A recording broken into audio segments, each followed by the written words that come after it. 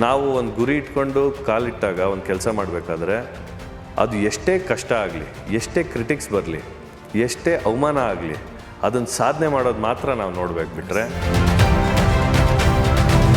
ಪ್ರಮೋದ್ ಶ್ರೀನಿವಾಸ್ ಅಂದ್ರೆ ಶ್ರೀನಿವಾಸರ ಮಗ. ಸೊ ಅದು ನಿಮಗೆ ಕೆಲವೊಂದು ಸಲ ವರ ಆಗುತ್ತೆ, ಕೆಲವೊಂದು ಸಲ ನಿಮಗದು ಈಗ ಡಾಕ್ಟರ್ ಮಗ ಡಾಕ್ಟ್ರು, IAS ಮಗ IAS ಆದಾಗ ಒಬ್ಬ ಪಾಲಿಟಿಷಿಯನ್ ಮಗ ಪಾಲಿಟಿಷಿಯನ್ ಆಗಬಾರ್ದು ಅನ್ನೋದೇನು ಇಲ್ಲಲ್ಲ. ಸೊ ನನ್ನ ಒಂದು ಪ್ರಶ್ನೆ ಏನಂದರೆ, ಕಡು ಕಷ್ಟದ ಮುಖನೇ ನೋಡಿದ್ದೀರಾ ನೀವು? ಯಾವುದಾದ್ರು ನೆನಪಿದೆಯಾ ನಿಮಗೆ? ಯಾವುದೋ ಅಜ್ಜಿನೋ ಅಜ್ಜನೋ ಮಗುನೋ ಎಲ್ಲೋ ಒಂದು ಕಡೆ ಬಿಸ್ನೆಸ್ ಮಾಡಿಕೊಂಡು ದುಡ್ಡು ಮಾಡಿಕೊಂಡು ಐಷಾರಾಮಿ ಜೀವನ ಮಾಡ್ಕೊಂಡು ಇರ್ಬೋದಿತ್ತು. ಆದರೆ ನನ್ನ ಆಚಾರಗಳು, ನನ್ನ ವಿಚಾರಗಳು ಆ ಥರ ಇಲ್ಲ. ನಿಮ್ಮ ತಂದೆಯಿಂದ ನೀವು ಕಲಿತಂಥ ಒಂದು ಗುಣ ಪೇಷನ್ಸ್ ಸರ್. ಕೆಲವು ಸಲ ಏನಾಗುತ್ತೆ ಅಂದರೆ, ತಂದೆಯವರ ಒಳ್ಳೆ ಗುಣಗಳು ಕೂಡ ರಾಜಕೀಯದಲ್ಲಿ ಒಳ್ಳೆ ಗುಣ ಆಗಲ್ಲ. DK ಅವ್ರ ಲೈಫಲ್ಲಿ ತುಂಬ ಪಾಠಗಳಿದೆ ಈ ವಿಚಾರಕ್ಕೆ ಸಂಬಂಧಪಟ್ಟಂತೆ.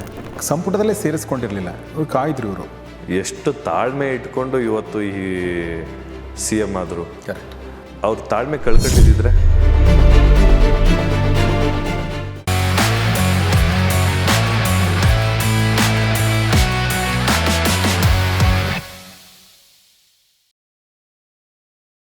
ಇನ್ನು ಈ ಪದ್ಮನಾಭ ನಗರ ಅನ್ನೋದಿದೆಯಲ್ಲ, ಬೆಂಗಳೂರಿನ ಅತ್ಯಂತ ಪ್ರತಿಷ್ಠಿತ ಬಡಾವಣೆಗಳಲ್ಲಿ ಇದು ಒಂದು ಅಂತ ನನಗನ್ಸುತ್ತೆ. Yes sir. ಕರೆಕ್ಟಾ? Yes sir. ಏಕೆಂದರೆ ಸಿಟಿ ಸೆಂಟರ್ಗೆ ಹತ್ತಿರ ಇರುವಂಥದ್ದು ಮತ್ತು ಅಕ್ಷರಸ್ಥರ ಸಂಖ್ಯೆ ಜಾಸ್ತಿ ಇರುವಂಥದ್ದು, ಮೇಲ್ಮಧ್ಯಮ ವರ್ಗ ಅವ್ರು ಜಾಸ್ತಿ ಇದ್ದಾರೆ ಅಂತ ನನಗನ್ಸುತ್ತೆ. ನಂಗೆ ಗೊತ್ತಿಲ್ಲ, ನೀವು ಹೇಳಬೇಕು. ಸೊ ಅವರ ಒಂದು ಅಂದರೆ ಅಲ್ಲಿನ ಮತದಾರರ ಮನಸ್ಥಿತಿ ಹೇಗಿದೆ ಪ್ರಮೋದ್ ಅವರು? ಸರ್, ಪದ್ಮನಾಭ ನಗರ ಅಂದರೆ ಒಂದು ಹೈಲಿ ಎಜುಕೇಟೆಡ್, ತುಂಬ ಬುದ್ಧಿವಂತರಿರೋವಂಥ ಜಾಗ ಸರ್. ಬುದ್ಧಿವಂತರು, ವಿದ್ಯಾವಂತರು, ಪ್ರೊಫೆಷ್ನಲ್ಸು. ಸೊ ಇದೊಂದು ಭಾಗ ಆದರೆ middle class, lower middle class, upper middle class ಅಂತ ನಾವು ತೊಗೊಳೋದಾದರೆ 50-50 ಅಂತಲೇ ಕರಿಬೋದು ಸರ್. ಅಂದರೆ ಬಡವರ ಸಂಖ್ಯೆ ಕೂಡ ಸುಮಾರಿದ್ದಾರೆ. ಓಕೆ. ನಮಗೆ ಸ್ಲಮ್ ಪಾಕೆಟ್ಸು ಇದೆ, ಮೈನಾರಿಟಿ ಪಾಕೆಟ್ಸ್ ಇದೆ, ರೆವಿನ್ಯೂ ಪಾಕೆಟ್ಸ್ ಜಾಸ್ತಿ ಇದೆ. ರೆವಿನ್ಯೂ ಪಾಕೆಟ್ಸ್ ಅಂತಂದ್ರೆ, ರೆವಿನ್ಯೂ ಪಾಕೆಟ್ಸ್ ಅಂದರೆ ಈಗ ಪದ್ಮನಾಭ ನಗರ ಒಂದು ಸೆಂಟರ್ ಅಂತ ತೊಗೊಂಡಾಗ ಈ ದೊಡ್ಡ ದೊಡ್ಡ ಸೈಟ್ಗಳು ಮತ್ತು ಈ ಅಪ್ರೂವ್ಡ್ ಲೇಔಟ್ಸ್ ಅಂತ ನಾವೇನು ಕರಿತೀವಿ, ಆ ಥರ ಇರೋವಂಥವ್ರು ಇದ್ದಾರೆ. ಬಟ್ ರೆವಿನ್ಯೂ ಪ್ಯಾಕೆಟ್ಸಲ್ಲಿ ಚಿಕ್ಕ ಚಿಕ್ಕ ಸೈಟಲ್ಲಿ ವಾಸ ಮಾಡ್ಕೊಂಡಿರೋರು ಇದ್ದಾರೆ. ಅಂದರೆ ಲೋವರ್ ಮಿಡ್ಲ್ ಕ್ಲಾಸ್ ಥರನೂ ಇದ್ದಾರೆ.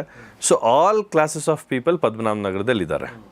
ಎಷ್ಟಿದ್ದಾರೆ ಅಂತ ಕೇಳಕ್ಕೆ ಹೋದರೆ ನನ್ನ ಲೆಕ್ಕಾಚಾರ ಸರ್ 50-50 ಇದ್ದಾರೆ ಅಂತ ನನಗನ್ಸುತ್ತೆ. ಯಾವುದೆಲ್ಲ ಏರಿಯಾಗಳು ಬರ್ತವೆ? ಸುಮ್ಮನೆ ಒಂದು ನನ್ನ ಜನರಲ್ ನಾಲೆಜ್ ಕೇಳಿ ಸರ್. ಅಲ್ಲಿ PS ಕಾಲೇಜ್ ಹತ್ರ ಹೊಸಕೆರೆಹಳ್ಳಿಯಿಂದ ಹಿಡಿದು ಚಿಕ್ಕಲ್ಸಂದ್ರ, ಕಾಮಾಖ್ಯ ಬಡಾವಣೆ, ಇಲ್ಲಿ ಪದ್ಮನಾಭ ನಗರ, ಕುಮಾರಸ್ವಾಮಿ ಲೇಔಟು, ಬನಶಂಕರಿ, ಆಮೇಲೆ ಈ ಕಡೆ ಯಡಿಯೂರು, ಕರೇಸಂದ್ರ, ಗಣೇಶ್ ಮಂದಿರ ಅಂತ ಇದೆ. ಅಂದರೆ ಬೇಸಿಕ್ಲಿ ನಮ್ಮ ಬನಶಂಕರಿ ಸೆಕೆಂಡ್ ಸ್ಟೇಜ್, ನಮ್ಮ ಬನಶಂಕರಿ BDA ಕಾಂಪ್ಲೆಕ್ಸ್ ಅನ್ನೋದು ಎಲ್ಲರಿಗೂ ಗೊತ್ತಿದೆ.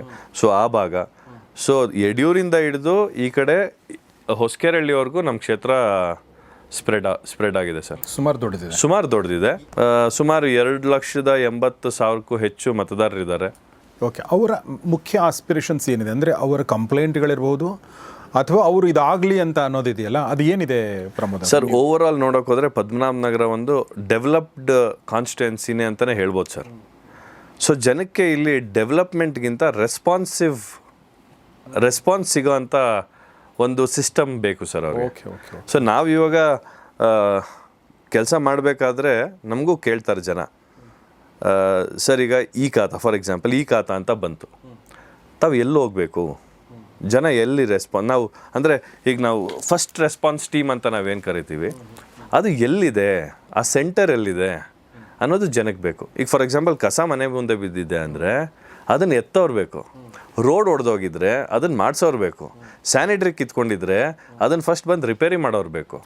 ಸೊ ಜನಕ್ಕೆ ಇಲ್ಲಿ ಫ್ಲೈಓವರ್ ಬರಲಿ, ಮೆಟ್ರೋ ಬರಲಿ, ಅಫ್ಕೋರ್ಸ್ ಅದು ಇದೆ. ಅಟ್ ದ ಸೇಮ್ ಟೈಮ್ ಬೆಳಿಗ್ಗೆ ಬಾಗಿಲು ತೆಗೆದಿದ ತಕ್ಷಣ ಅವ್ರ ಮನೆ ಮುಂದೆ ಕ್ಲೀನಾಗಿದೆಯಾ ಇಲ್ವಾ ಅಂತ ಕೂಡ ನೋಡ್ತಾರೆ. ಸೊ ಡೆವಲಪ್ಮೆಂಟ್ ವೈಸ್ ಡೆವಲಪ್ಡ್ ಆಗಿದೆ. ಇದು ಇವತ್ತಲ್ಲ, ಸುಮಾರು ವರ್ಷಗಳಿಂದನೇ ಡೆವಲಪ್ಡ್ ಆಗಿದೆ. ಯಾಕೆಂದರೆ ಇದು ನೀವು ಹೇಳ್ದಂಗೆ ಮಧ್ಯಭಾಗ, ಇಡೀ ಬೆಂಗಳೂರಿಗೆ one of the centre location ಇದು. ಆಮೇಲೆ CJ ಪದ್ಮನಾಭ ಅಂತ ಅನ್ನೋ ದೊಡ್ಡ ವ್ಯಕ್ತಿ, ಒಬ್ಬರು ರಿಟೈರ್ಡ್ ಅಂದರೆ IAS ಆಫೀಸ್ ಅಧಿಕಾರಿ ಅವರು ಈ ಲೇಔಟ್ನ ಡೆವಲಪ್ ಮಾಡಿದಂಥವ್ರು. ಇದನ್ನು ಪುಟ್ಲಿಂಗಯ್ಯ ಅಂತ, MK ಪುಟ್ಲಿಂಗಯ್ಯನವರು ಅಂತ ಅವರು ಕೂಡ ತುಂಬ ದೊಡ್ಡ ವ್ಯಕ್ತಿ, ಜಯನಗರ ಕೋಆಪರೇಟಿವ್ ಸೊಸೈಟಿ ಅಂತ ಇದೆ, ಅದರ ಅಧ್ಯಕ್ಷರು ಅವರೆಲ್ಲ ಸೇರಿ ಪದ್ಮನಾಭ ನಗರನ ಡೆವಲಪ್ ಮಾಡಿದಂಥವ್ರು. CJ ಪದ್ಮನಾಭ ಅಂತ ಹೆಸರು ಅವರೇ ಇದಕ್ಕೆ ಅವ್ರ ಹೆಸರೇ ಇಟ್ಟಿರೋದು ಪದ್ಮನಾಭ ನಗರಕ್ಕೆ. ಇದು ಆ್ಯಕ್ಚುಲಿ ಇದು ರೆಕಾರ್ಡ್ ಸರ್. ಇದು ಅಂದರೆ ರೆಕಾರ್ಡ್ ಅಂದರೆ ಇದೊಂದು ಫ್ಯಾಕ್ಟ್. ಏನಕ್ಕೆ ಅಂದರೆ ಪದ್ಮನಾಭ ನಗರ ಏನಕ್ಕೆ ಬಂತು ಅಂದರೆ ಇವ್ರ ಹೆಸರಿಂದಾನೆ. ಇವರೊಬ್ಬರು ರಿಟೈರ್ಡ್ IAS ಆಫೀಸರು ಅಲ್ಲಿರೋವಂಥವ್ರು. ಸೊ ಅವರು ಇದಕ್ಕೆಲ್ಲ ಸ್ವಲ್ಪ ಡೆವಲಪ್ ಮಾಡೋಕ್ಕೆ ಆಗಿನ ಕಾಲದಲ್ಲಿ ಎಲ್ಲ ತುಂಬ ಹೆಲ್ಪ್ ಮಾಡಿ MK ಪುಟ್ಲಿಂಗಯ್ಯನವರು ಅಂತ, ಇವತ್ತು ಅವ್ರ ಮಗಳು ಗಾಯತ್ರಿ ದೇವಿ ಮತ್ತು ಅವ್ರ ಅಳಿಯ ಪ್ರಕಾಶ್ ಅಂತ, ಇವರೆಲ್ಲ ಅಲ್ಲೇ ಇದ್ದಾರೆ. ಹೌದಾ? ಅಲ್ಲೇ ವಾಸ ಇದ್ದಾರೆ. ಪದ್ಮನಾಭ ಅವರು CJ ಪದ್ಮನಾಭ ಅವರ ಫ್ಯಾಮಿಲಿ ಕೂಡ ಪಾಲಿಟಿಕ್ಸ್ ಅಲ್ಲಿ ಇತ್ತ? ಇಲ್ಲ, ಅವರು ಅಧಿಕಾರಿ IAS ಬ್ಯೂರೋಕ್ರೇಟ್ ಅವರು. ಸೊ ಹಾಗಾಗಿ ಸುಮಾರು very planned area sir Padmanabha Nagar. But of course again on the borders ಒಂದು ಸ್ವಲ್ಪ ಈ ಥರ ರೆವಿನ್ಯೂ ಪ್ಯಾಕೆಟ್ಸು, ಸ್ಲಮ್ಸು ಎಲ್ಲ ಇದೆ. ಸೊ ಮಿಕ್ಸ್ಡ್ ಕ್ರೌಡ್ ಇದೆ.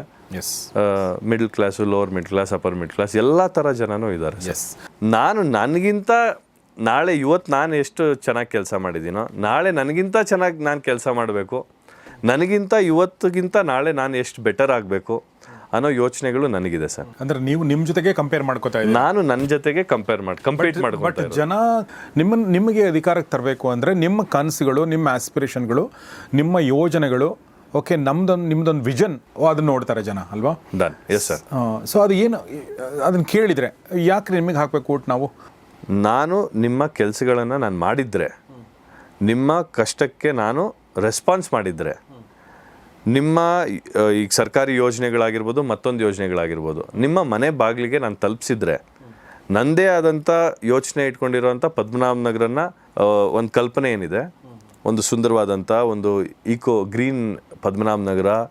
ಆಮೇಲೆ ನಾನು ಆವಾಗಲೇ ಹೇಳ್ದಂಗೆ ನಿಮಗೆ ಇಲ್ಲಿ ಡೆವಲಪ್ಡ್ ಸಿಟಿ ಆದರೆ ಫಸ್ಟ್ ರೆಸ್ಪಾನ್ಸ್ ಟೀಮ್ನ ಕೇಳೋದು, ನಾವು ನಿಮಗೆ ಆಕ್ಸೆಸಬಲ್ ಇದ್ದೀವಾ? ಪ್ರಮೋದ್ ಶ್ರೀನಿವಾಸ್ ನಿಮಗೆ ಆಕ್ಸೆಸಬಲ್ ಇದ್ದಾರಾ? ಪ್ರಮೋದ್ ಶ್ರೀನಿವಾಸ್ ಫೋನ್ ಎತ್ತುತ್ತಾರಾ? ಪ್ರಮೋದ್ ಶ್ರೀನಿವಾಸ್ ನಿಮಗೆ ಫೋನ್ ಎತ್ತಿ ನಿಮ್ಮ ಕಷ್ಟ ಕೇಳ್ತಾರಾ? ಕಂಪ್ಯಾಷನೇಟ್ ಲೀಡರ್ಶಿಪ್ ಅಂತ ಕರಿತೀವಿ. ನಿಮ್ಮ ಕಷ್ಟನ ನನ್ನ ಕಷ್ಟ ಅಂತ ನಾನು ತಿಳ್ಕೊಳೋಣ, ನಾನಿದ್ದೀನ ಅಂಥ ವ್ಯಕ್ತಿ ನಾನಾ ಅನ್ನೋದನ್ನೆಲ್ಲ ಜನ ಇವತ್ತು ಯೋಚನೆ ಮಾಡ್ತಾ ಇದ್ದಾರೆ. ಕರೆಕ್ಟ್. ಫಸ್ಟ್ ರೆಸ್ಪಾನ್ಸ್ ಟೀಮ್ ಇದೆಯಾ?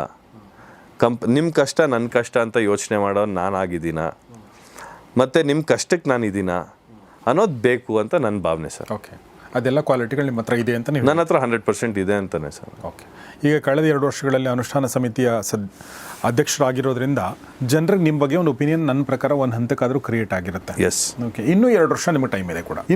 ಇನ್ನೊಂದು ಪ್ರಶ್ನೆ ನಾನು ಬರುವಂಥದ್ದು, ಓಕೆ, ಪ್ರಮೋದ್ ಶ್ರೀನಿವಾಸ್ ಅವರು ಈ ಒಂದು ರಾಜಕಾರಣಕ್ಕೆ ಹೊಸಬರು ಅಂತ ಅನಿಸಿದ್ರು ಕೂಡ, ಹಂಗೆ ನೋಡಿದರೆ ಅವ್ರ ಫ್ಯಾಮಿಲಿ ಏನು ರಾಜಕಾರಣಕ್ಕೆ ಹೊಸದಲ್ಲ. ಯಾಕೆಂತಂದರೆ 2013ರಲ್ಲಿ ಅವ್ರ ತಂದೆ ಶ್ರೀನಿವಾಸ್ ಅವರು ಬೆಂಗಳೂರಿನ ಡೆಪ್ಯೂಟಿ ಮೇಯರ್ ಆಗಿದ್ದರು. 1 ವರ್ಷಗಳ ಕಾಲ ಕೆಲಸ ಮಾಡಿದ್ದಾರೆ. ಸಾಕಷ್ಟು ವರ್ಷಗಳ ಕಾಲ ರಾಜಕೀಯದಲ್ಲಿದ್ದಂಥವ್ರು, BJPಯಲ್ಲಿದ್ದಂಥವ್ರು. ಹೀಗಾಗಿ ಒಂದು ಪ್ರಶ್ನೆ ಬರುವಂಥದ್ದು, ಶ್ರೀನಿವಾಸ್ ಅವ್ರ ಮಗ ಅಂತ ಬಂದುಬಿಡುತ್ತೆ. ಪ್ರಮೋದ್ ಶ್ರೀನಿವಾಸ್ ಅಂದರೆ ಶ್ರೀನಿವಾಸ್ ಅವ್ರ ಮಗ ಅಲ್ವಾ? ಸೊ ಅದು ನಿಮಗೆ ಕೆಲವೊಂದು ಸಲ ವರ ಆಗುತ್ತೆ, ಕೆಲವೊಂದು ಸಲ ನಿಮಗದು ವರ ಆಗಲ್ಲ. ಇನ್ ದ ಸೆನ್ಸ್ ಕಂಪೇರ್ ಮಾಡ್ತಾರೆ ಜನ. ಅದ್ರ ಬಗ್ಗೆ ಏನಾದರೂ ಹೇಳೋಕ್ಕೆ ಇಷ್ಟಪಡ್ತೀರಾ? ಈಗ ಸರ್ ನಾನು ಕೇಳೋದು, ಒಬ್ಬ ಡಾಕ್ಟ್ರ್ ಮಗ ಡಾಕ್ಟ್ರ್ ಆಗ್ಬೋದು, ಒಬ್ಬ IAS ಆಫೀಸರ್ ಮಗ IAS ಆಗ್ಬೋದು, ಸೊ ಒಬ್ಬ ಆ್ಯಕ್ಟ್ರ್ ಮಗ ಆ್ಯಕ್ಟರ್ ಆಗ್ಬೋದು. ಆದರೆ ಒಬ್ಬ ಡಾಕ್ಟ್ರ್ ಮಗ ಡಾಕ್ಟ್ರ್ ಆಗಬೇಕಾದ್ರೆ ಅವನು MBBS ಮಾಡಿರಬೇಕು, ಕರೆಕ್ಟ್, MD ಮಾಡಿರಬೇಕು, ಕರೆಕ್ಟ್, ಪೇಷಂಟ್ಸ್ನ ಸರ್ವ್ ಮಾಡಬೇಕು, ಪೇಷಂಟ್ಸ್ನ ಕಷ್ಟ ಅರ್ಥ ಮಾಡ್ಕೊಬೇಕು, ಎಷ್ಟೋ ಸರ್ಜರಿಗಳು ಮಾಡಿ ಅವನು ಒಳ್ಳೆ ಡಾಕ್ಟ್ರ್ ಅನ್ಸ್ಕೊಂಡ್ರೆ ಜನ ಡಾಕ್ಟ್ರ್ ಅಂತ ಒಪ್ಪೋದು. ಹೌದಪ್ಪ, ಇಂಥ ಡಾಕ್ಟ್ರ್ ಮಗ ಒಳ್ಳೆ ಡಾಕ್ಟ್ರು ಅಂತ ಒಪ್ಪಕ್ಕಾಗುತ್ತೆ. ಕರೆಕ್ಟ್. ಸೊ ನಾವು ಗ್ರಾಸ್ ರೂಟ್ ಲೆವೆಲಲ್ಲಿ ಯಾವಾಗ ಸ್ಕಿಪ್ ಮಾಡಿ ಬೈಪಾಸ್ ಮಾಡಿ ಮುಂದಕ್ಕೆ ಡಾಕ್ಟ್ರ್ ಮಗ ಡಾಕ್ಟ್ರು, ಇನ್ನೊಬ್ಬರ ಮಗ ಇನ್ನೊಬ್ಬರು, ಆ್ಯಕ್ಟ್ರ್ ಮಗ ಆ್ಯಕ್ಟ್ರು ಅಂತ ಬಂದಾಗ ಮಾತ್ರ ಈ ನಿಮ್ಮ ಕ್ವಶನ್ಗೆ ಇದಕ್ಕೆ ಒಂದು ಜಸ್ಟಿಫಿಕೇಷನ್ ಸಿಗುತ್ತೆ. ಆದರೆ ಯಾವಾಗ ಇದನ್ನು ಸ್ಟಡಿ ಮಾಡಿ, ಯಾವಾಗ ನನ್ನ ಕೆಲಸ ಗ್ರಾಸ್ ರೂಟ್ ಲೆವೆಲಲ್ಲಿ ಮಾಡಿ ನಾನು ಜನಕ್ಕೆ ರೀಚ್ ಆಗಿ ನನ್ನ ಇಂಟೆನ್ಷನ್ಸ್, ನನ್ನ ವಿಚಾರಗಳು ಜನಕ್ಕೆ ಒಪ್ಪಿಗೆ ಆದರೆ, ನನ್ನ ಗುರಿ ಜನಕ್ಕೆ ಒಪ್ಪಿಗೆ ಆದರೆ, ಆವಾಗ ಅವ್ರು ಆಯ್ಕೆ ಮಾಡಿದ್ರೆ ಇದು ಮತ್ತು ಈ ಲಿಂಕ್ ಸಿಗೋದಕ್ಕೆ ಏನು ತಪ್ಪಿಲ್ಲ ಅಂತ ನಾನು ಅನ್ಕೊತಾ ಇದ್ದೀನಿ. ಈಗ ಇಷ್ಟು ಜನ ಮಕ್ಕಳು ಈಗ ಡಾಕ್ಟರ್ ಮಗ ಡಾಕ್ಟ್ರು, IAS ಮಗ IAS ಆದಾಗ ಒಬ್ಬ ಪಾಲಿಟಿಷಿಯನ್ ಮಗ ಪಾಲಿಟಿಷಿಯನ್ ಆಗಬಾರ್ದು ಅನ್ನೋದೇನು ಇಲ್ಲಲ್ಲ. ಅಟ್ ದ ಸೇಮ್ ಟೈಮ್ ನಮ್ಮ ಜವಾಬ್ದಾರಿ ಗ್ರಾಸ್ ರೂಟ್ ಲೆವೆಲಲ್ಲಿ ನಾವು ಕೆಲಸ ಮಾಡಬೇಕು, ಕಷ್ಟ ಸುಖ ಕೇಳಬೇಕು, ಜನಕ್ಕೆ ಏನು ಬೇಕು ಏನು ಬೇಡ ಅಂತ ನಮಗೆ ಗೊತ್ತಿರಬೇಕು, ರೆಸ್ಪಾನ್ಸ್ ಮಾಡಬೇಕು, ಜನಕ್ಕೆ ಆಕ್ಸೆಸಿಬಲ್ ಇರಬೇಕು. ಇದನ್ನೆಲ್ಲ ಮಾಡ್ಕೊಂಡು ಬಂದರೆ ನಾನೊಬ್ಬ ಕ್ವಾಲಿಫೈಡ್ ಆಗ್ಬೋದು. But again decision is with them. Decision ಇರೋದು ಜನದ ಕೈಯಲ್ಲಿ. ಸೊ ಒಂದು ಪ್ರಯತ್ನ ನಾವು ಕೊಡ್ಬೋದು ಅಷ್ಟೇ. ಎಕ್ಸಾಕ್ಟ್ಲಿ. Yes sir. ಸೊ ಇದಕ್ಕಿಂತ ಬೆಟರ್ ಆನ್ಸರ್ ಕೊಡೋಕ್ಕೆ ಸಾಧ್ಯ ಇಲ್ಲ ಅನಿಸುತ್ತೆ as far as nepotism is concerned. ಯಾಕೆಂತಂದರೆ ಒಬ್ಬ ಆ್ಯಕ್ಟರ್ ಮಗ ಆ್ಯಕ್ಟರ್ ಆದರೂ ಕೂಡ ಎಲ್ಲ ಆ್ಯಕ್ಟರ್ಗಳು ಸಕ್ಸಸ್ಫುಲ್ ಆಗಲ್ಲ. ಅಗೇನ್ ಬಾಕ್ಸ್ ಆಫೀಸ್ ಟೆಸ್ಟ್ ಅಂತ ಇರುತ್ತೆ, ಅಲ್ಲಿ ಜನ ಮುದ್ರೆ ಒತ್ತಿದ್ರೆ ಮಾತ್ರ ಆತ ಸ್ಟಾರ್ ಆಗ್ತಾನೆ, ಇಲ್ಲಾಂದರೆ ಒಬ್ಬ ಸ್ಟ್ರಗ್ಲಿಂಗ್ ಆ್ಯಕ್ಟರ್ ಆಗ್ತಾನೆ. ಸೊ ಇಲ್ಲೂ ಕೂಡ ಹಾಗೆ ಪ್ರಮೋದ್ ಶ್ರೀನಿವಾಸ್ ಅವರು ಕೆಲಸ ಮಾಡ್ಬೋದು, ಆದರೆ ಫೈನಲಿ ಎಲೆಕ್ಷನ್ ನಿಂತ್ಕೊಂಡಾಗ ಗೆಲ್ಲಿಸ್ಬೇಕಾಗಿರೋದು ಅಥವಾ ಸೋಲಿಸ್ಬೇಕಾಗಿರೋದು ಯಾರು ಅಂದರೆ ಜನನೇ. ಅಂದರೆ ಅವ್ರಿಗೆ ಇವ್ರು ಸರಿ ಇದ್ದಾರೆ ಅಂತ ಮೇಲೆ ಕಳಿಸ್ಬೇಕಾಗಿರೋ ಅವರೇ, ಇಲ್ಲ ಅಂತಂದರೆ ಅಲ್ಲಿಗೆ ಸ್ಟಕ್ ಆಗುತ್ತೆ. ಸೊ ಅದು ಒಳ್ಳೆ ಪ್ರಶ್ನೆ. ಆದರೆ ಅದ್ರ ಜೊತೆಗೆ ಇನ್ನೊಂದು ಏನಂದರೆ ಒಂದು ಡಿಫ್ರೆನ್ಸ್ ಇದೆ. ಆ ಡಿಫ್ರೆನ್ಸನ್ನು ಅರ್ಥ ಮಾಡ್ಕೊಂಡಿದ್ದಾರೆ. ಏನಂದರೆ ಒಬ್ಬ ಡಾಕ್ಟರ್ ಮಗ ಡಾಕ್ಟರ್ ಆಗೋದಕ್ಕೂ, ಇಂಜಿನಿಯರ್ ಮಗ ಇಂಜಿನಿಯರ್ ಆಗೋದಕ್ಕೂ, IAS ಆಫೀಸರ್ ಮಗ IAS ಆಫೀಸರ್ ಆಗೋದಕ್ಕೂ, ಒಬ್ಬ ರಾಜಕಾರಣಿ ಮಗ ರಾಜಕಾರಣಿ ಆಗೋದಕ್ಕೂ ತುಂಬ ವ್ಯತ್ಯಾಸ ಇದೆ. ಯಾಕೆಂದರೆ ಇದರ ಒಂದು ಸ್ಕೋಪ್ ಇದೆಯಲ್ಲ, ಒಂದು ರಾಜಕಾರಣಿ ಅಥವಾ ಒಬ್ಬ MLA ಅಥವಾ ಒಬ್ಬ MP ಇದೆಯಲ್ಲ, ಇದು ನಮ್ಮ ಹೊಟ್ಟೆಪಾಡಿಗೆ ನಾವು ಮಾಡ್ತಿರುವಂಥ ಕೆಲಸ ಅಲ್ವಾ ಸರ್? ಹೌದು. ಒಬ್ಬ ಇಂಜಿನಿಯರ್ ತನ್ನ ಹೊಟ್ಟೆಪಾಡಿಗೆ ಮಾಡ್ಬೋದು, ತನ್ನ ಕೆಲಸಗಳು ಮಾಡಿಕೊಂಡು ತನ್ನ ಪ್ರಾಜೆಕ್ಟ್ಗಳು ನೋಡ್ಕೊಂಡು ಇದ್ಬಿಟ್ರೆ ಸಾಕು. ಬಟ್ ಇದು ಹಂಗಲ್ಲ, ನಿಮ್ಮ ಸಮಸ್ಯೆ ನನ್ನ ಸಮಸ್ಯೆ ಆಗುತ್ತೆ ಇಲ್ಲಿ. ಹೀಗಾಗಿ ನನ್ನ ಪ್ರಕಾರ ಒಂದು ಬ್ರಾಡ್ ಮೈಂಡೆಡ್ನೆಸ್ ಅಂದರೆ ಒಂದು ಜನಪರವಾದ ಒಂದು ಧೋರಣೆ ಇದೆಯಲ್ಲ, ಒಂದು ಕಳಕಳಿ ಇದೆಯಲ್ಲ, ಅದು ತುಂಬ ಮುಖ್ಯ. ಖಂಡಿತ ಸರ್.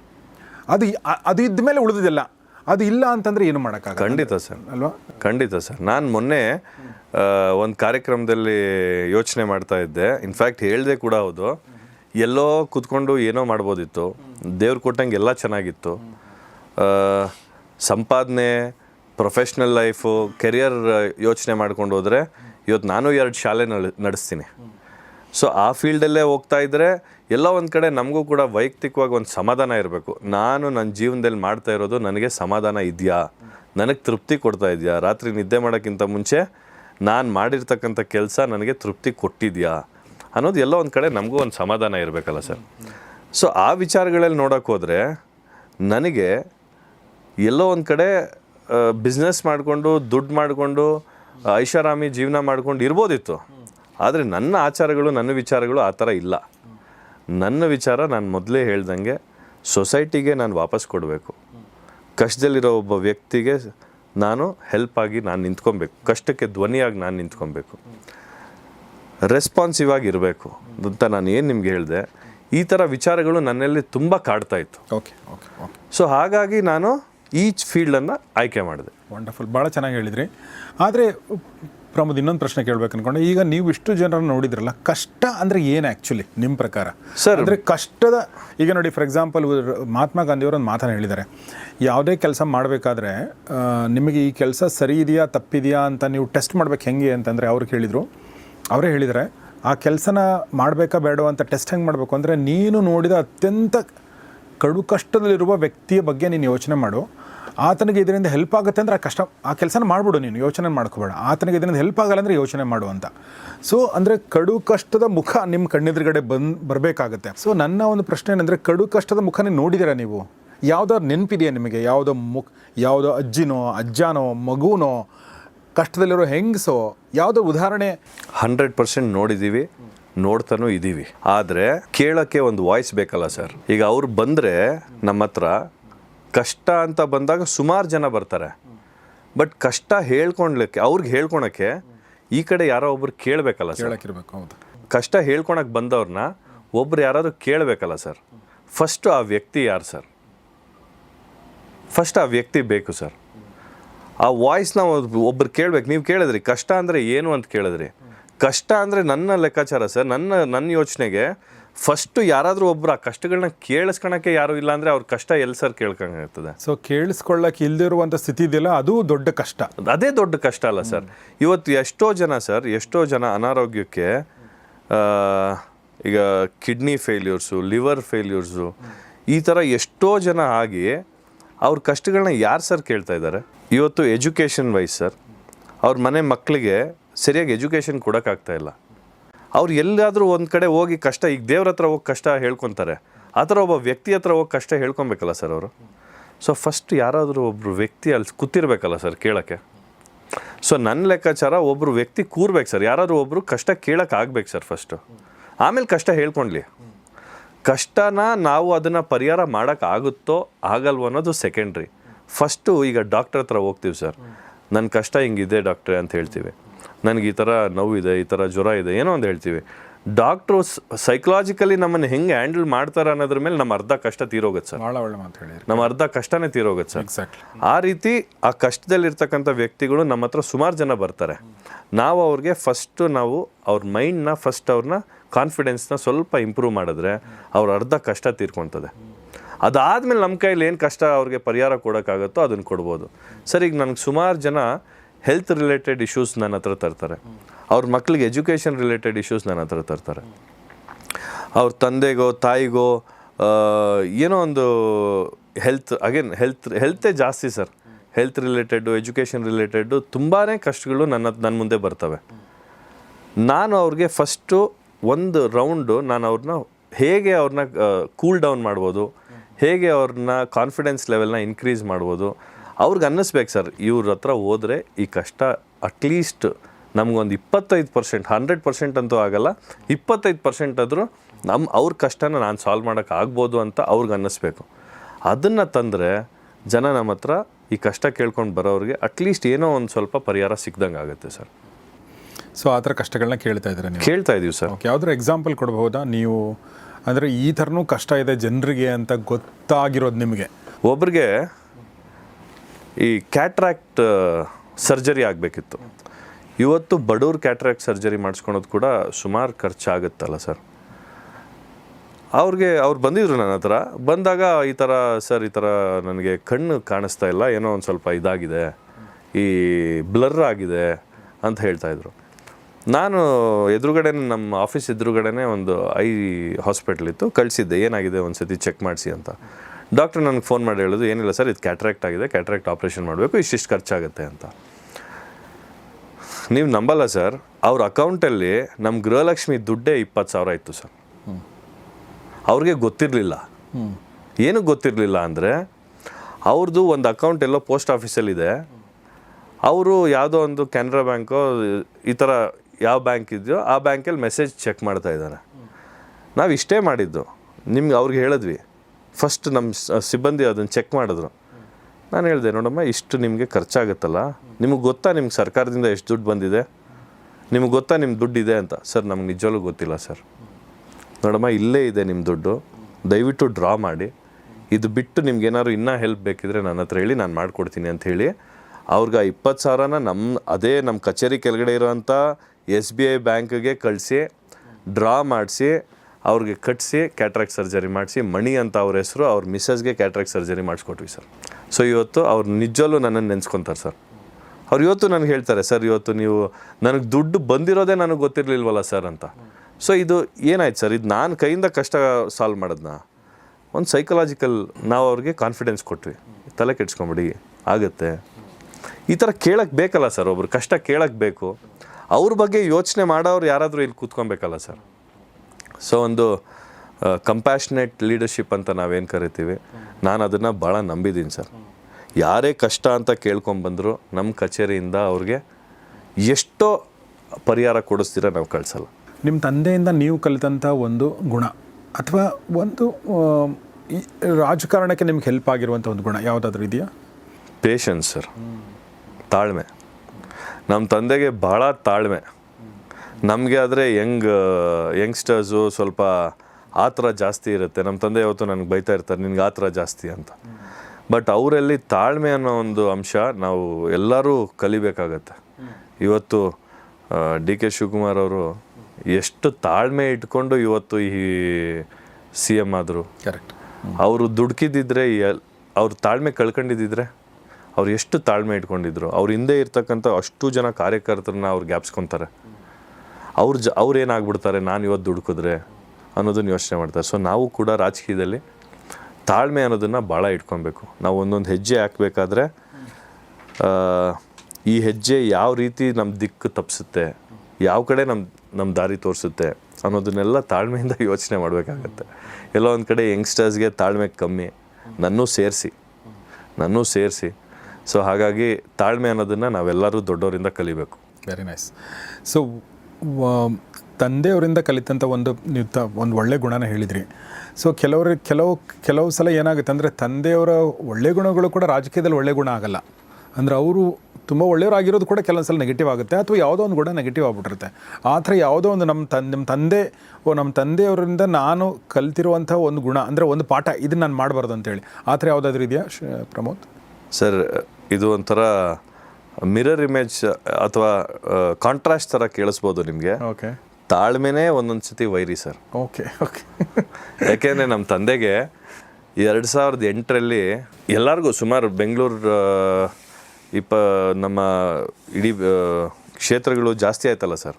ಹೌದು. ಅವಾಗ ಅವರು ಆಲ್ರೆಡಿ ಒಂದು ಸತಿ ಕಾರ್ಪೊರೇಟ್ರು ಸುಮಾರು ಸೇವೆಯನ್ನು ಅವರು ಸಲ್ಲಿಸಿದ್ರು. ಆ್ಯಸ್ ಅ ಜೆಂಟಲ್ಮ್ಯಾನ್, ಅಂದರೆ ಆ್ಯಸ್ ಎ ಪರ್ಸನ್, ಯಾರೋ ಒಬ್ಬ ವ್ಯಕ್ತಿಗೆ, ಕೆಲಸ ಮಾಡಿರ್ತಕ್ಕಂಥ ವ್ಯಕ್ತಿಗೆ, ಸೇವೆ ಸಲ್ಲಿಸಿರ್ತಕ್ಕಂಥ ವ್ಯಕ್ತಿಗೆ ಪ್ರತಿಫಲ ಸಿಗಬೇಕು ಅಂತ ನಾವು ನಂಬಿದ್ದೀವಿ.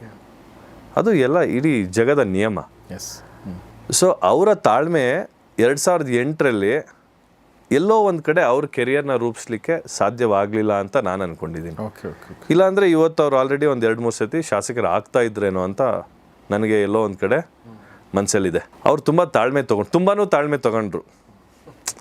ಸೊ ತಾಳ್ಮೆ ಒಂದೊಂದು ಸತಿ ಒಳ್ಳೇದು ಆಗುತ್ತೆ, ಒಂದೊಂದು ಸತಿ ಈ ಥರ ನಮ್ಮ ಗುರಿನ ಡಿಲೇನೂ ಮಾಡ್ಬೋದು, ಅಥವಾ ಆಗ್ದಿರಾನೂ ಇರ್ಬೋದು. ಸೊ ತಾಳ್ಮೆ ಇರಬೇಕು, ಬಟ್ ಯಾವ ಟೈಮಲ್ಲಿ ಆ್ಯಕ್ಷನ್ ತೊಗೋಬೇಕಾಗುತ್ತೆ ಅದನ್ನು ಕೂಡ ನಮಗೆ ಗೊತ್ತು. ಆ ಡಿಸಿಷನ್ಸ್ನ ಯಾವ ಟೈಮಲ್ಲಿ ತೊಗೊಂಡ್ಬಿಡ್ಬೇಕು ಅಂತ ನನ್ನ ಅನುಭವ ಸರ್.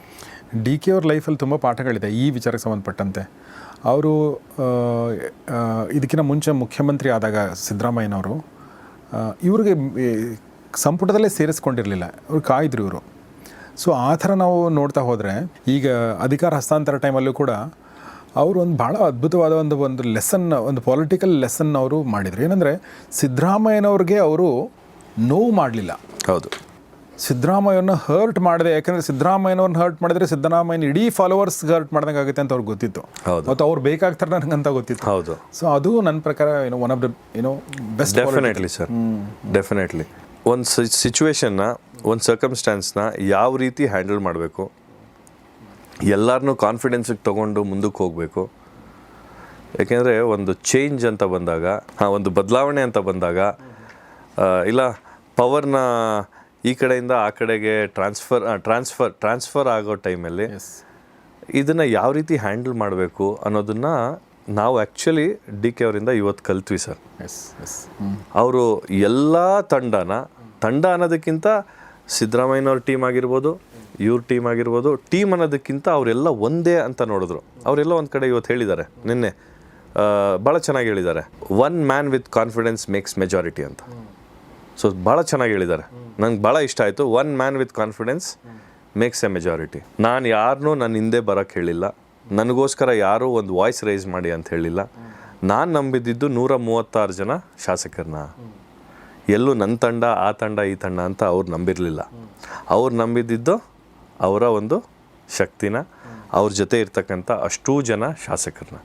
ಸೊ ಅದು ಒಂದು ಲೆಸನ್ನ ನಾವು ಇವತ್ತೆಲ್ಲರೂ ಇಂಪ್ಲಿಮೆಂಟ್ ಮಾಡ್ಕೊಬೇಕಾಗತ್ತೆ ಸರ್. ಒಬ್ಬ ರಾಜಕಾರಣಿ ಆಗಬೇಕಂತ ಹೊರಟಿರೋ ವ್ಯಕ್ತಿಗೆ ಎಲ್ಲಕ್ಕಿಂತ ದೊಡ್ಡ ಚಾಲೆಂಜ್ ನನ್ನ ಪ್ರಕಾರ ಯಾವುದು ಅಂತಂದರೆ ಆತ ಟೈಮ್ ಮ್ಯಾನೇಜ್ ಮಾಡುವಂಥದ್ದು. ಆ ಟೈಮ್ ಮ್ಯಾನೇಜ್ ಮಾಡುವಂಥ ಒಂದು ಪ್ರೊಸೆಸ್ಸಲ್ಲಿ ಎಲ್ಲಕ್ಕಿಂತ ಟೈಮ್ ಕಡಿಮೆ ಕೊಡೋದು ಯಾರಿಗೆ ಅಂದರೆ ಮನೆಯವ್ರಿಗೆ, ಅಲ್ವಾ ಪ್ರಮೋದ್ ಅವರೇ? ಈಗ ನೀವು ಹೆಂಗಿದ್ದೀರಾ, ನಿಮ್ಮ ವೈಫ್ ಮತ್ತು ಮಕ್ಕಳು, ಸೊ ಎಲ್ರಿಗೂ ಒಂದು ಟೈಮ್ ಅಂತ ಅವರು ಎಕ್ಸ್ಪೆಕ್ಟ್ ಮಾಡ್ತಿರ್ತಾರೆ. ಬಟ್ ಒಬ್ಬ ರಾಜಕಾರಣಿ 24 ಗಂಟೆ ರಾಜಕಾರಣಿಗಳು ನಮ್ಮ ಹತ್ರ ಯಡಿಯೂರಪ್ಪನವರು, ಸಿದ್ದರಾಮಯ್ಯನವರು, DK ಅವರು, ದೇವೇಗೌಡರು, ಈ ಥರದ ರಾಜಕಾರಣಿಗಳಿದ್ದಾರೆ, ಅದನ್ನು ನಾವು ನೋಡಿದ್ದೀವಿ. ಸೊ ನನ್ನ ಪ್ರಶ್ನೆ ಏನಂತಂದರೆ, ಮನೆಯವ್ರಿಗೆ ಟೈಮ್ ಕೊಡೋದ್ರ ಬಗ್ಗೆ ಏನು ಹೇಳಕ್ಕೆ ಇಷ್ಟಪಡ್ತೀರಾ? ಅವ್ರದ್ದು ಏನಾದರೂ ಕಂಪ್ಲೇಂಟ್ ಇದೆಯಾ ನಿಮ್ಮ ಬಗ್ಗೆ? 100% ಇದೆ ಸರ್. ಓಕೆ. ನನ್ನ ವೈಫ್ ಹರ್ಷಿತಾ ಅಂತ, ಈಗ ಸದ್ಯಕ್ಕೆ ಸ್ಕೂಲ್ಸ್ ಎಲ್ಲ ಅವರೇ ನೋಡ್ಕೊತಾರೆ. She is a chartered accountant. ನಮ್ಮ ಮನೇಲಿ ನಮ್ಮ ತಂದೆ ತಾಯಿ, ಹರ್ಷಿತಾ, ಮಕ್ಕಳು, ಮತ್ತು ನಮ್ಮ ತಂದೆಯವರ ತಾಯಿ ಅಂದರೆ ನಮ್ಮ ಅಜ್ಜಿ. ಸೊ ಇಷ್ಟು ಜನ ಇದ್ದೀವಿ. ಅಫ್ಕೋರ್ಸ್ ನನಗೆ ಲೇಟ್ ಆದರೆ ನಮ್ಮ ಅಜ್ಜಿಯಿಂದ ಹಿಡಿದು ನನ್ನ ವೈಫ್ವರೆಗೂ ಫೋನ್ಗಳು ಬರ್ತವೆ. ಸೊ ಹಂಗೆ ಅಷ್ಟು ಪ್ಯಾಂಪರ್ಡ್ ಕಿಡ್ ಅಂತಲೇ ಕರಿಬೋದು. ನೀವು ಹಾಂ. ಸೊ ಬಂದೇ ಬರುತ್ತೆ. ಸಹಜ. ಟೈಮ್ ಕೊಡೋದ್ರಲ್ಲಿ ಎಲ್ಲರಿಗೂ ಅವ್ರದ್ದೇ ಆದ ಟೈಮ್, ಎಲ್ಲರ ಹತ್ರ ಎಕ್ಸ್ಪೆಕ್ಟೇಷನ್ಸ್ ಇರುತ್ತೆ. ಒಂದು ಫ್ಯಾಮ್ಲಿ ಅಂತ ಬಂದಾಗ ನಮ್ಮ ವೈಫ್ ನಮ್ಮ ಹತ್ರ ಟೈಮ್ ಕೇಳೋದ್ರಲ್ಲಿ, ಮಕ್ಳಿಗೆ ಟೈಮ್ ಕೊಡೋದ್ರಲ್ಲಿ, ನಮ್ಮ ತಾಯಿಗೆ ಟೈಮ್ ಕೊಡೋದ್ರಲ್ಲಿ, ನಮ್ಮ ತಂದೆಗೆ ಟೈಮ್ ಕೊಡೋದ್ರಲ್ಲಿ ಇದೆಲ್ಲ ಭಾಳ ಮುಖ್ಯ ಆಗುತ್ತೆ. ಇತ್ತೀಚಿನ ದಿನಕ್ಕೆ ಎಸ್ಪೆಷಲಿ 2 ವರ್ಷಗಳಿಂದ ಅಂತೂ ನನಗಂತೂ ಭಾಳ ಒತ್ತಡದಲ್ಲೇ ಕೆಲಸ ಮಾಡ್ತಾಯಿದ್ದೀನಿ. ಯಾಕೆಂದರೆ ನನಗೆ ಒಂದು ಗುರಿ ಇಟ್ಕೊಂಡು ಕೆಲಸ ಮಾಡ್ತಾ ಇರಬೇಕಾದ್ರೆ ನಮಗೆ ಈ ಟೈಮ್ನ ಹೇಗೆ ಮ್ಯಾನೇಜ್ ಮಾಡೋದು ಅನ್ನೋದು ಒಂದು ದೊಡ್ಡ ಕ್ವೆಶ್ಚನ್ ಮಾರ್ಕ್ ಆಗಿಬಿಡುತ್ತೆ. ಇದೇ ಟೈಮಲ್ಲಿ ಹೇಗೆ ಅವರು ಕೂಡ ಅರ್ಥ ಮಾಡ್ಕೊತಾರೆ ಅನ್ನೋದು ಕೂಡ ಭಾಳ ಇಂಪಾರ್ಟೆಂಟ್ ಆಗುತ್ತೆ. ಸೊ ಆ ವಿಚಾರದಲ್ಲಿ ನಾನು ಭಾಳ ಲಕ್ಕಿ ಅಂತಲೇ ಹೇಳ್ಬೋದು. ಯಾಕೆಂದರೆ ನನ್ನ ಹೆಂಡತಿ ಹರ್ಷಿತಾ ನನ್ನನ್ನು ಭಾಳ ಟೈಮ್ ವಿಚಾರದಲ್ಲಿ, ಈ ವಿಚಾರದಲ್ಲಿ ಅಂದರೆ ಈ ಪೊಲಿಟಿಕಲ್ ಗುರಿ ಇಟ್ಕೊಂಡು ನಾನು ಮುಂದಕ್ಕೆ ಹೋಗಬೇಕಾದ್ರೆ ತುಂಬಾ ಸಪೋರ್ಟಿವ್ ಆಗಿದ್ದಾರೆ. ಇನ್ಫ್ಯಾಕ್ಟ್ ಬಿಸ್ನೆಸ್ನ ಅವ್ರು ನೋಡ್ಕೊಳೋದ್ರಿಂದ ನನಗೆ ಎಷ್ಟೋ ಒಂದು ಈ 2 ಕೈಯಲ್ಲಿ ಇದರಲ್ಲಿ ಒಂದು ಶಕ್ತಿ ತುಂಬ್ತಾ ಇದ್ದಾರೆ. ನಮ್ಮ ತಾಯಿ ಕೂಡ ಅಷ್ಟೇ ಮಾರಲಿ ಭಾಳ ಸಪೋರ್ಟ್ ಕೊಡ್ತಾ ಇದ್ದಾರೆ. ನಮ್ಮ ತಂದೆ ಕೂಡ ಅಷ್ಟೇ. ನಮ್ಮ ಅಜ್ಜಿ ಅಂತೂ ತುಂಬಾ ಖುಷಿ, ಈ ಥರ ಒಂದು ಮುಂದಕ್ಕೆ ಹೋಗ್ತಾ ಇದ್ದಾನೆ ನನ್ನ ಮಗ. ಯಾರಿಗೇ ಆಗಲಿ ಸರ್ ಅಲ್ವಾ, ಯಾರಿಗೇ ಆಗಲಿ ಅವ್ರ ಮಕ್ಕಳನ್ನ ಅವ್ರು ನೋಡಬೇಕು ಅಂತ ಅವ್ರಿಗೆಲ್ಲರಿಗೂ ಆಸೆ ಇರುತ್ತೆ. ಸೊ ಆ ನಿಟ್ಟಿನಲ್ಲಿ ತಂದೆ ತಾಯಿದು ಒಂದು ಭಾಗ ಬಿಟ್ಟರೆ ಅಜ್ಜಿದು ಕೂಡ ಅಂದರೆ ಗ್ರ್ಯಾಂಡ್ ಪೇರೆಂಟ್ಸ್ದು ಕೂಡ ಅದೇ ಥರ ಒಂದಿರುತ್ತೆ. ಸೊ ಎಲ್ಲರೂ ಕೂಡ ನನಗೆ ಒಟ್ಟಾರೆ ನಮ್ಮ ಮನೇಲಿ ಭಾಳ ಸಪೋರ್ಟಿವ್ ಆಗಿ ಅರ್ಥ ಮಾಡಿಕೊಂಡು ಇವನು ಈ ಥರ ದಾರಿಲಿ ಹೋಗ್ತಾ ಇದ್ದಾನೆ, ನಾವೆಲ್ಲ ಸಪೋರ್ಟ್ ಮಾಡಬೇಕು. ಇಷ್ಟೇ ಅಲ್ದಿರ ನಮ್ಮ ಎಕ್ಸ್ಟೆಂಡೆಡ್ ಫ್ಯಾಮಿಲಿ ಎಲ್ಲರೂ ಕೂಡ ಆ ವಿಚಾರದಲ್ಲಿ ನನಗೆ ಭಾಳ ಸಪೋರ್ಟ್ ಮಾಡಿದ್ದಾರೆ. Very nice. ಪ್ರಮೋದ್, ನಾವು ಯೂಶ್ವಲಿ ರಾಜಕಾರಣಿಗಳಂದಾಗ 24 ಅವರ್ಸ್ ರಾಜಕಾರಣಿಗಳಿರ್ತಾರಲ್ಲ, ನೀವು 24 ಅವರ್ಸ್ ರಾಜಕಾರಣಿ ಅಲ್ಲ ಅಂತ ಅನ್ಕೋತೀನಿ ಸರ್. ಈಗ ಸದ್ಯಕ್ಕೆ 24 ಅವರ್ಸ್ ರಾಜಕಾರಣಿ ಆಗ್ಬಿಟ್ಟಿದ್ದೀನಿ ಸರ್ ಈಗ. ಯಾಕೆಂದರೆ ನನ್ನ ಶಾಲೆಗಳಿಗೆ ನಾನು ಪರ್ಸ್ನಲ್ ಕೆಲಸಕ್ಕೆ ಹೋಗಿ ಹೆಚ್ಚು ಕಮ್ಮಿ ಸುಮಾರು ದಿವಸ ಆಗೋಗಿದೆ. ಸೊ ನಮ್ಮ ಮನೇಲಿ ಅದೇ ಕಂಪ್ಲೇಂಟ್, ನೀನು 24 ಗಂಟೆ ರಾಜಕೀಯ ಮಾಡ್ಕೊಂಡಿದ್ರೆ ಹೆಂಗಪ್ಪ ಅಂತ. ಸೊ ಇನ್ಫ್ಯಾಕ್ಟ್ ನಮ್ಮ ಸ್ನೇಹಿತರು ಕೂಡ ಸುರೇಶ್ ಅಂತ ನಮ್ಮ ಕಾರ್ಪೊರೇಟ್ರು ಪ್ಲಸ್ ನಮ್ಮ ಸ್ನೇಹಿತರು ಕೂಡ ನಾರಾಯಣ್ ಅಂತ, ಇವರೆಲ್ಲರೂ ಕೂಡ ನಾನು ಅದನ್ನೇ ಕ್ವೆಶ್ಚನ್ ಮಾಡ್ತಾ ಇದ್ದಾರೆ. ಈ ಥರ ಬ್ಯಾಲೆನ್ಸ್ ಮಾಡ್ಬೇಕು ನೀನು, ಈ ಥರ 24 ಅವರ್ಸ್ ರಾಜಕೀಯ ಮಾಡಬಾರ್ದು ಅಂತ. ಬಟ್ ಆದರೆ ನನಗೆ ಒಂದು ಹಠ ಸರ್, ಒಂದು ಗುರಿ ಸಾಧಿಸ್ಬೇಕಾದ್ರೆ ನನಗೊಂದು ಹಠ ಏನು ಅಂದರೆ, ನಮ್ಮ ಟೈಮ್ ಫ್ರೇಮಲ್ಲಿ ಈಗ ಎಕ್ಸಾಮ್ ಬರೀಬೇಕಾದ್ರೆ, ಬೋರ್ಡ್ ಎಕ್ಸಾಮ್ ಬರೀಬೇಕಾದ್ರೆ ಒಂದು ಮಗುಗೆ 3 ತಿಂಗಳು 2 ತಿಂಗಳು ಅವನು ಎಷ್ಟು ಒಂದು ವರ್ಷದೊಳಗಡೆ ಅವ್ನು ಓದಬೇಕು. ಆ ಒಂದು ವರ್ಷದಲ್ಲಿ ಅವ್ನು ಏನು ಮಾಡ್ತಾನೋ ಒಂದು ಸತಿ ಅಟೆಂಪ್ಟ್, ಆ ಒಂದು ಅಟೆಂಪ್ಟಲ್ಲಿ ಅವನು ಎಷ್ಟು ಮಾರ್ಕ್ಸ್ ತೊಗೊತಾನೆ ಅಂತ ಆ ಹಠ ಆ ಮಗುಗಿರುತ್ತೆ. ನನಗೂ ಕೂಡ ಅದೇ ಹಠ. ಸೊ ಹಾಗಾಗಿ ನನ್ನ ತನು ಮನ ಎಲ್ಲ ಕೂಡ ನಾನು ತನ ಕೂಡ ಎಲ್ಲ ಕೂಡ ಒತ್ತೆ ಇಟ್ಟು ನಾನು ಕಷ್ಟಪಡ್ತಾ ಇದ್ದೀನಿ. ಹಾಗಾಗಿ ಬಟ್ ನನಗೊಂದು ಪ್ರಶ್ನೆ ಏನಂತಂದರೆ, ಬಟ್ ಚಿಲ್ ಮಾಡೋಕ್ಕೆ ಒಂದು ಸ್ವಲ್ಪ ಟೈಮ್ ಬೇಕು ಅಂತ ನನಗನ್ಸುತ್ತೆ. ಸೊ ಪ್ರಮೋದ್ ಶ್ರೀನಿವಾಸ್ ಅವರು ಹೇಗೆ ಚಿಲ್ ಔಟ್ ಮಾಡ್ತಾರೆ ಅಂದರೆ, ಹೇಗೆ ಇವು ರಿಲ್ಯಾಕ್ಸ್ ಮಾಡೋಕ್ಕೆ ಏನು ಮಾಡ್ತೀರಾ ನೀವು ಹಂಗಾದ್ರೆ? ಸರ್ ನಾನು ಮೂವೀಸ್ ನೋಡ್ತೀನಿ. ನನಗೆ ಮೂವೀಸ್ ಎಸ್ಪೆಷಲಿ ಡಾಕ್ಯುಮೆಂಟ್ರೀಸ್ ಎಲ್ಲ ಭಾಳ ಇಷ್ಟ. ಓಕೆ. ಸೊ ಅದನ್ನು ನೋಡ್ತೀನಿ. ಮತ್ತು ಟ್ರಾವೆಲ್ ಮಾಡ್ತೀನಿ, ಟ್ರೆಕ್ ಮಾಡ್ತೀನಿ. ಇತ್ತೀಚೆಗೆ ಒಂದು ದೊಡ್ಡಬಳ್ಳಾಪುರದ ಕಡೆ ಎಸ್ ಸರ್ ಟ್ರೆಕ್ ಎಲ್ಲ ಮಾಡ್ತೀನಿ. ನನಗೆ ಸ್ವಲ್ಪ ಬ್ರೇಕ್ ಸಿಗುತ್ತೆ. ಸೊ ಈ ಥರದ್ದೆಲ್ಲ ನನಗೂ ಕೂಡ ಬ್ರೇಕ್ಸ್ ಅಂತ ತೊಗೊತೀನಿ ಸರ್. ಓಕೆ. ನಿಮಗೆ ಯಾವ ಸ್ಟಾರ್ ಇಷ್ಟ ನಿಮಗೆ ಕನ್ನಡದಲ್ಲಿ ಪ್ರಮೋದ್? ನನಗೆ ಅಂಬರೀಷ್ ಅವರು ಭಾಳ ಇಷ್ಟ ಸರ್. ಓಕೆ. ನನಗೆ ಈಗಿನ ಜನ್ರೇಷನಲ್ಲಿ ಯಶ್ ಅಂದರೆ ನಾನು ಅಡ್ಮೈರ್ ಮಾಡ್ತೀನಿ ಸರ್. ಯಾಕೆ ಅಂದರೆ ಒಬ್ಬರು ತುಂಬ ಆಸ್ಪೈರಿಂಗ್ ಒಬ್ಬ ಯಂಗ್ಸ್ಟರ್ ಆಸ್ಪೈರಿಂಗ್ ಇದರಲ್ಲಿದ್ದಾಗ, ಒಂದು ಗುರಿ ಇಟ್ಕೊಂಡು ಏನೋ ಸಾಧನೆ ಮಾಡಬೇಕು ಅಂತ ಬಂದಾಗ ಯಾವ ರೀತಿ ಅವರು ಬದಲಾಗಬೇಕು, ಯಾವ ರೀತಿ ಅವರು ಗುರಿ ಮುಟ್ಟಬೇಕು ಅಂತೆಲ್ಲ ಬಂದಾಗ, ಅವರು ಸುಮಾರು ಮೂವೀಸ್ ಸ್ಟಾರ್ಟಿಂಗಲ್ಲಿ ಮಾಡಿದಾಗ ಹೇಗಿತ್ತು, ಈಗ ಯಾವ ಮಟ್ಟಕ್ಕೆ ಹೋಗಿದ್ದಾರೆ. ಇವತ್ತು ಪ್ಯಾನ್ ಇಂಡಿಯಾ ಅಷ್ಟೇ ಅಲ್ಲ, ಗ್ಲೋಬಲಿ ಅವ್ರ ಹೆಸರು ಮಾಡ್ತಾ ಇದ್ದಾರೆ. ಸೊ ಹಾಗಾಗಿ ನಾವು ಕೂಡ ಅಲ್ಲಿಂದ ಕಲಿಯುವಂಥ ಪಾಠ ತುಂಬ ಇದೆ. ನಾವು ಒಂದು ಗುರಿ ಇಟ್ಕೊಂಡು ಕಾಲಿಟ್ಟಾಗ ಒಂದು ಕೆಲಸ ಮಾಡಬೇಕಾದ್ರೆ ಅದು ಎಷ್ಟೇ ಕಷ್ಟ ಆಗಲಿ, ಎಷ್ಟೇ ಕ್ರಿಟಿಕ್ಸ್ ಬರಲಿ, ಎಷ್ಟೇ ಅವಮಾನ ಆಗಲಿ, ಅದನ್ನು ಸಾಧನೆ ಮಾಡೋದು ಮಾತ್ರ ನಾವು ನೋಡ್ಬೇಕು. ಬಿಟ್ಟರೆ ಇದಕ್ಕೆಲ್ಲ ಬೆಲೆ ಕೊಡಬಾರ್ದು. ಇದಕ್ಕೆಲ್ಲ ಎಷ್ಟೇ ನಾವು ತಲೆ ಕೆಡಿಸ್ಕೊಂಡ್ರು ನಮಗೆ ಸಾಧನೆ ದಾರಿ ಮಾತ್ರ ಇಂಪಾರ್ಟೆಂಟ್ ಅನ್ನೋದು ನಾವು ಯಶ್ ಅವರಿಂದ ಕಲ್ತಿದ್ದೀವಿ. Very true. ಸೊ ನನ್ನ ಪ್ರಕಾರ ನೀವು ಹೇಳಿದ್ದು ನಾನು ಕಂಪ್ಲೀಟ್ಲಿ ಅಕ್ಸೆಪ್ಟ್ ಮಾಡ್ತೀನಿ. ನಮ್ಮ ಜನ್ರೇಷನ್ಗೆ ಅಂದರೆ ಈಗ ನಮ್ಮ ಕಣ್ಣಿಗೆ ಕಾಣುವಂಥ ಜನ್ರೇಷನಲ್ಲಿ ಗುರಿನ ದೊಡ್ಡದಾಗಿ ಇಟ್ಕೊಳ್ಳೋದು ಹೇಗೆ ಮತ್ತು ಅದು ಸಾಧಿಸೋದು ಹೇಗೆ ಅಂತ ನಮಗೆ ತೋರಿಸ್ಕೊಟ್ಟು ನನ್ನ ಪ್ರಕಾರ ಯಶ್.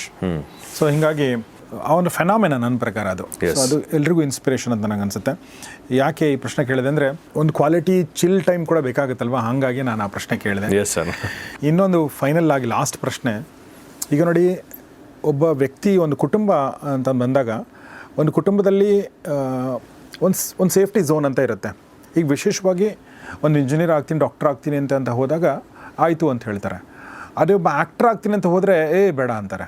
ಒಬ್ಬ ರಾಜಕಾರಣಿ ಆಗ್ತೀನಿ ಅಂತ ಹೋದಾಗ ಹೇಗಂತಾರೆ ನನಗೆ ಗೊತ್ತಿಲ್ಲ. ಅದು ನೀವು ಒಬ್ಬ ರಾಜಕಾರಣಿ ಆಗ್ತೀನಿ, ಒಬ್ಬ ಲೀಡ್ರ್ ಆಗ್ತೀನಿ ಅಂತ ಹೋದಾಗ ನಿಮ್ಮ ಮನೆಯಲ್ಲಿ ಎಲ್ಲರೂ ಪುಷ್ ಮಾಡಿದ್ರ ಆಯಿತು ಹೋಗಪ್ಪ ಮಾಡು ಅಂತಂದ್ರೆ, ಅಥವಾ ಬೇಡ ಮಗ ಅದು ನಾನು ನೋಡಿದ್ದೀನಿ ಅದು ಸರಿ ಇಲ್ಲ ಅಂತ ಹೇಳಿದವರು ಇದ್ದಾರೆ, ಹೇಗೆ ಪ್ರಮೋದ್ ಅವರು? ಸರ್, ಸ್ಟಾರ್ಟಿಂಗಲ್ಲಿ ನಮ್ಮ ತಂದೆಯವರು ನನಗೆ ಹೋಲ್ಡ್ ಮಾಡಿದ್ರು. ಓನ್ಲಿ ಫ್ಯಾಕ್ಟ್ ಏನು ಅಂದರೆ, ಹೇಗೆ ಒಬ್ಬ ರಾಜಕಾರಣಿ ಮಗ ರಾಜಕಾರಣಿ ಆಗ್ತಾರೆ ಅಂತ ಜನ ಹೇಗೆ ಆಕ್ಸೆಪ್ಟ್ ಮಾಡ್ತಾರೆ ಅದನ್ನು ಅನ್ನೋದು ಅಂತ ಒಂದೇ ಒಂದು ಉದ್ದೇಶಕ್ಕೆ ಹೋಲ್ಡ್ ಮಾಡಿದ್ರು. ಆದರೆ ಅವ್ರಿಗೆ ನಾನು ನನ್ನ ಇಂಟೆನ್ಷನ್ಸ್ ಏನು, ನನ್ನ ಉದ್ದೇಶ ಏನು, ಮತ್ತು ನಾನು ಅದ್ರ ಬಗ್ಗೆ ತಿಳ್ಕೊಂಡಿರೋದೆಷ್ಟು, ಆ ಫೀಲ್ಡಿಗೆ ನಾನು ಹೋಗ್ಬೇಕಾದ್ರೆ ನನ್ನ ಹೋಮ್ವರ್ಕ್ ಏನು, ಇದನ್ನೆಲ್ಲ ಅವ್ರಿಗೆ ಎಕ್ಸ್ಪ್ಲೇನ್ ಮಾಡಿ ಅವರೇ ಕಣ್ಣಾರೆ ನೋಡಿದ್ಮೇಲೆ ಅವರು ಕೂಡ ಅದನ್ನು ನಿಲ್ಲಿಸಲಿಲ್ಲ. ಸೊ ಎಲ್ಲ ಕಡೆ ಅವ್ರವ್ರ, ಈಗ ನಾನು ಆವಾಗಲೇ ನಿಮ್ಗೆ ಹೇಳ್ತಾ ಇದ್ದೆ, ಒಬ್ಬರು ಡಾಕ್ಟರ್ ಮಗ ಡಾಕ್ಟರ್ ಆಗಬೇಕಾದ್ರೆ ಒಬ್ಬ ಉತ್ತಮವಾದಂಥ ಒಂದು ಡಾಕ್ಟರ್ ಆಗಬೇಕು, ಅದಕ್ಕೆ ಅವ್ನು ಪಡೋವಂಥ ಕಷ್ಟ ಏನು ಅಂತ. ಸೊ ಎಲ್ಲೋ ಒಂದು ಕಡೆ ನಮ್ಮ ತಂದೆನೂ ಕೂಡ ನಾನು ಪಡೋ ಕಷ್ಟ ನೋಡಿದ್ದಾರೆ. ನಾನು ಈ ಒಂದು ಗುರಿ ಇಟ್ಕೊಂಡು ಹೋಗ್ಬೇಕಾದ್ರೆ ನಾನು ಅದಕ್ಕೆ ಬೇಕಾಗಿರ್ತಕ್ಕಂಥ ಹೋಮ್ವರ್ಕ್ ಏನಿದೆ, ನಾನು ಅದಕ್ಕೆ ಬೇಕಾಗಿರ್ತಕ್ಕಂಥ ಚೆಕ್ ಲಿಸ್ಟಲ್ಲಿ ಎಷ್ಟು ಟಿಕ್ ಮಾರ್ಕ್ಸ್ ಅವರೇ ಹಾಕ್ಕೊತಾ ಇರ್ತಾರೆ. ಸೊ ಅದನ್ನೆಲ್ಲ ಓಕೆ ಆದರೆ ಎಲ್ಲೋ ಒಂದು ಕಡೆ ನಮ್ಮ ತಂದೆಗಾಗಲಿ ಇನ್ನೊಬ್ರಿಗಾಗಲಿ ನಮ್ಮ ಕುಟುಂಬದಲ್ಲಿ ಯಾರೂ ನನ್ನನ್ನು ಹಿಡಿಲಿಲ್ಲ, ಯಾರೂ ನನ್ನನ್ನು ತಡಿಲಿಲ್ಲ. ಆಯ್ತಪ್ಪ, ನೀನು ಮಾಡ್ತಾ ಇದೆಯಾ, ನೀನು ಮಾಡ್ತಾ ಇರೋ ಕೆಲಸ ಸರಿ ಇದೆ, ನನಗೆ ಒಪ್ಪಿಗೆ ಆಗಿದೆ ಅಂತ ಹೇಳ್ದವ್ರೆ ಬಿಟ್ಟರೆ ನೀನು ಇದನ್ನು ನಿಲ್ಲಿಸು ಅಂತ ಇವಾಗ ಯಾರೂ ಹೇಳ್ತಾ ಇಲ್ಲ. ಸೊ ಒಂದೇನು ಅಂದರೆ ನಮ್ಮ ಇಂಟೆಂಟ್ ಕ್ಲಿಯರ್ ಆಗಿರಬೇಕು. ನಾವು ಮಾಡೋ ಕೆಲಸ ಶ್ರದ್ಧೆಯಿಂದ ನಿಷ್ಠೆಯಿಂದ ಮಾಡ್ತಾ ಇದ್ದರೆ ಎಲ್ಲೋ ಒಂದು ಕಡೆ ಅವ್ರಿಗೂ ಅನಿಸ್ತದೆ, ಇವನು ಗುರಿ ಮುಟ್ಟೋಕ್ಕೆ ಇವನು ನಿಜವಾಗ್ಲೂ ಕೆಲಸ ಮಾಡ್ತಾ ಇದ್ದಾನೆ. ಯಾವುದೋ ನಾಮಕಾವಸ್ಥೆ ಇಲ್ಲಿ ಕೆಲಸ ಮಾಡೋಕ್ಕೆ, ರಾಜಕಾರಣಿ ಮಗ ರಾಜಕಾರಣಿ ಆಗ್ಬಿಡ್ಬೇಕು ಅಂತ ಒಂದು ಫೇಮ್ ತೊಗೊಳಕ್ಕೋ, ಬೈಪಾಸ್ ಮಾಡಿ ಬಂದು ಏನೋ ಒಂದು ಆಗ್ಬಿಡೋಕ್ಕೋ ಇವನು ಮಾಡ್ತಾ ಇಲ್ಲ. ಇವನು ಆ ಪ್ರಾಸೆಸ್ ಏನಿದೆ, ಒಂದು ಪೊಲಿಟಿಷಿಯನ್ ಆಗಬೇಕು ಅಂತ ಒಂದು ಪ್ರಾಸೆಸ್ ಏನಿದೆ, ಆ ಪ್ರಾಸೆಸ್ಸಲ್ಲಿ ABCD ಕಲಿತಾ ಇದ್ದಾನೆ ಅಂತ ಇವನಿಗೆ ಇದೆ ಅಂತ ಅವ್ರಿಗನ್ಸಿದೆ. ಸೊ ಆ ದೃಷ್ಟಿಯಿಂದ ನನಗೆ ಇನ್ನೊಂದು ನೀವು ಹೇಳ್ತಿರ್ಬೇಕಾದ್ರೆ ಒಂದು ಅನಿಸ್ತಾ ಇತ್ತು, ಏನಂದರೆ ಒಬ್ಬ ಒಳ್ಳೆ ರಾಜಕಾರಣಿ ಮಗ ಒಬ್ಬ ರಾಜಕಾರಣಿ ಆಗೋದು, ಒಬ್ಬ ಒಳ್ಳೆ ಡಾಕ್ಟರ್ ಮಗ ಡಾಕ್ಟರ್ ಆಗೋದು, ಒಬ್ಬ ಆ್ಯಕ್ಟರ್ ಮಗ ಆ್ಯಕ್ಟರ್ ಆಗೋದು, ಒಂದು ಹಂತಕ್ಕೆ ಅವರೆಲ್ಲ ನೀವು ಹೇಳಿದ್ರೆ ಎಲ್ಲ ಟೆಸ್ಟ್ಗಳನ್ನ ಪಾಸ್ ಮಾಡಬೇಕು. ಜೊತೆಗೆ ಇನ್ನೊಂದೇನೆಂದರೆ ಒಂದು ನೆಗೆಟಿವ್ ಏನಿರುತ್ತೆ ಅಂತಂದರೆ ಒಂದು ನಿರೀಕ್ಷೆಗಳಿರ್ತವೆ.